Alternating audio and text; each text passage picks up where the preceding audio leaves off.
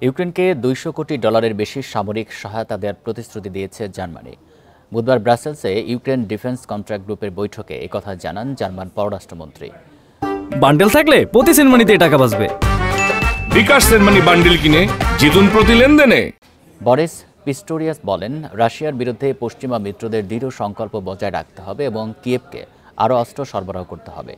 বার্লিনে নতুন সহায়তার আওতায় আকাশ প্রতিরক্ষা ব্যবস্থা, প্যাট্রিয়ট ইন্টারসেপ্টর, রাডার সিস্টেম সহ কামান ও গোলাবারুদ থাকবে বলেও জানান তিনি। এর আগে 2026 সালে রুশ হামলা মোকাবেলায় $12,000 কোটি প্রয়োজন বলে জানায় ইউক্রেন। এদিকে ইউক্রেনের দোনেস্ক ও দিনিপ্রো অঞ্চলে আরও 2টি বসতি দখলের কথা জানিয়েছে রুশ প্রতিরক্ষা মন্ত্রণালয়।